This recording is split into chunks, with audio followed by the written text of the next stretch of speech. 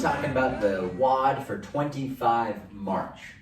It's a great WOD. It's going to be 2 different workouts with 2 minutes of rest in a ladder type setting for each workout. It'll get spicy pretty quickly. So let's dive into what that is.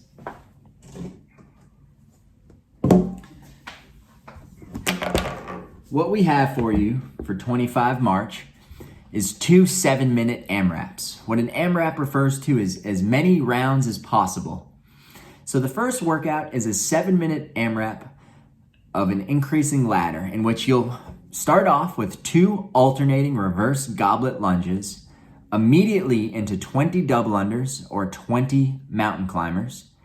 And then you'll immediately roll into 4 alternating reverse goblet lunges, followed by 20 double unders or 20 mountain climbers, and then 6 alternating reverse goblet lunges into 20 double unders or 20 mountain climbers. And you'll repeat this, adding 2 lunges every round. You'll continue adding these 2 lunges until the 7 minutes is up. Following that 7 minutes, the clock starts for your 2 minutes of rest. So hang out, drink that water, swing the arms, stay loose. Following that 2 minutes of rest, you'll immediately start the next 7-minute AMRAP, which starts off with 3 sit-ups followed by 20 double unders or 20 mountain climbers, 6 sit-ups followed by 20 double unders or 20 mountain climbers, 9 sit-ups followed by 20 double unders and 20 mountain climbers, and you'll continue this, adding 3 sit-ups every round until that 7 minutes is over, at which point you'll be finished. Your score is the total number of rounds for the first AMRAP plus the total number of rounds for the second AMRAP. Let's see how far you can get.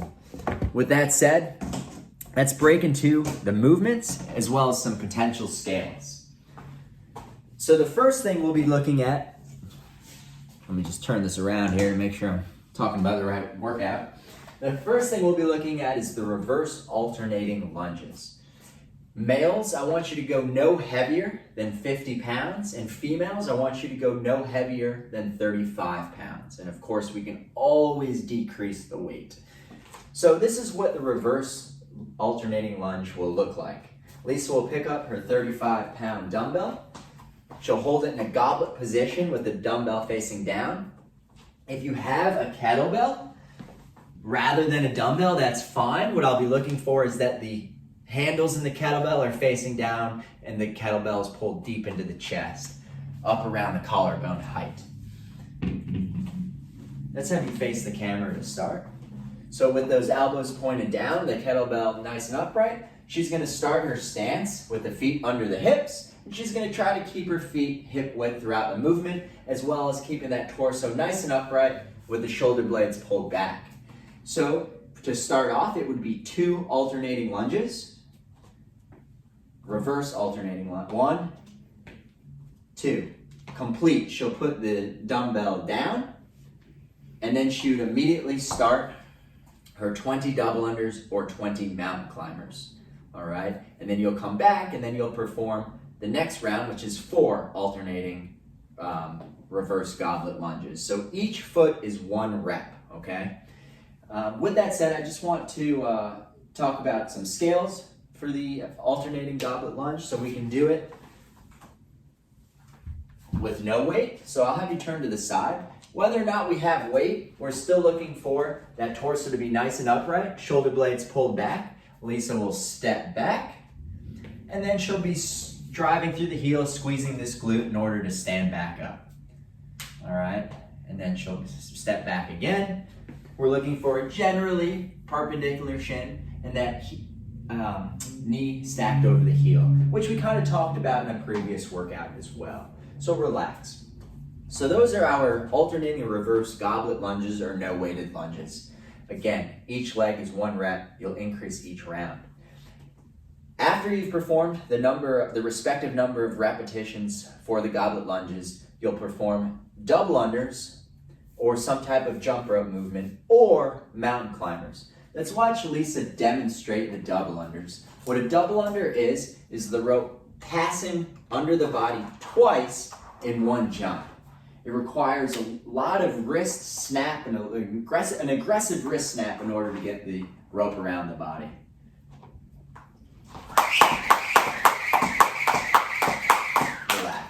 Those are our double unders. We would perform 20 of those following each respective set of lunges. If we're still working our way towards double unders though, we can simply perform single unders, which is just like you used to do back in middle school, playing, whatever game that was. And this will still perform 20 single unders, and those will just look like this. One rotation per jump. You don't necessarily need a speed rope. You can use an old school rope if you have one at home, whatever that is.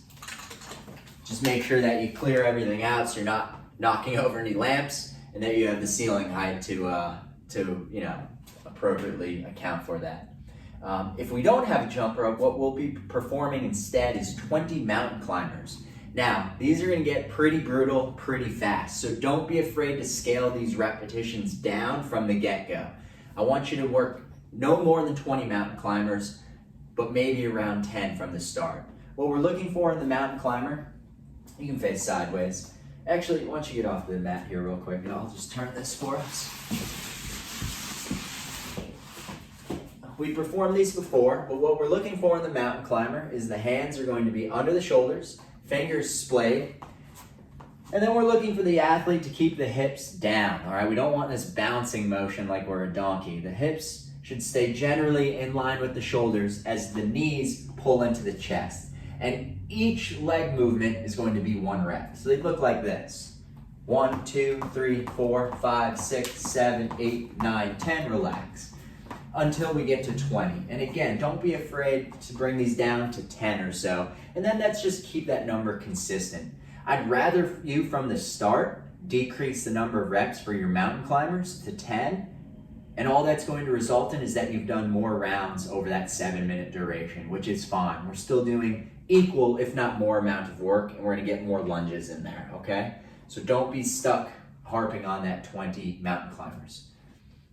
So that's the first AMRAP.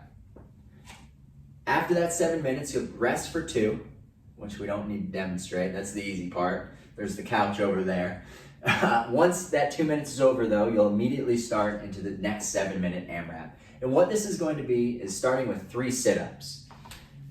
What we like to do in CrossFit is really 2 things. We'll move into what's called a butterfly sit-up, which is going to take away the use of the hip flexor so that we're focusing predominantly on the core. And we like to incorporate an ab mat. And all this does is sit in the low back of the athlete, which gives the lower back this natural arch. Without this, we create space as we're sitting up. This is going to create some type of leverage or fulcrum for the back to press throughout the entire range of the sit-up, which is going to engage the lower core to a greater degree. You don't need an ab mat. You can use a towel, for example, roll that up and put it in your lower back, a blanket, a yoga mat, small child, perhaps. But this is what they'll look like. And we'll do it from the side here. So the athlete assumes this butterfly position. That's just pulling the feet together and bringing them in. Again, if this is uncomfortable or if you're new to it, it's fine to put your feet flat on the ground, for example. We could even anchor them under a dumbbell or under a sofa to provide some leverage. But just keep in mind that once we anchor the legs, we are going to be using the hip flexors to a greater degree. And that's where we get kind of tired in the legs rather than just the core. But for now, we're going to assume this butterfly position.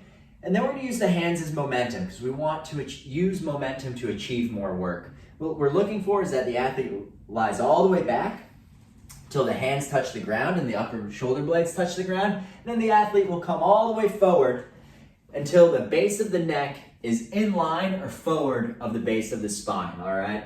Generally speaking, we can touch the ground, but everyone has different length arms.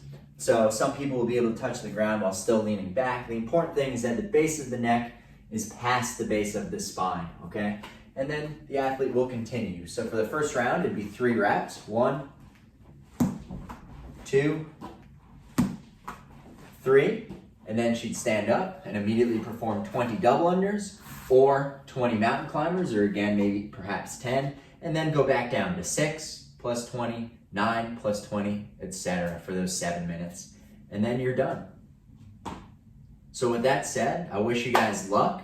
These are going to be 2 fast and furious AMRAPs. Post your scores in the YouTube channel. Hit me up with any questions that you have.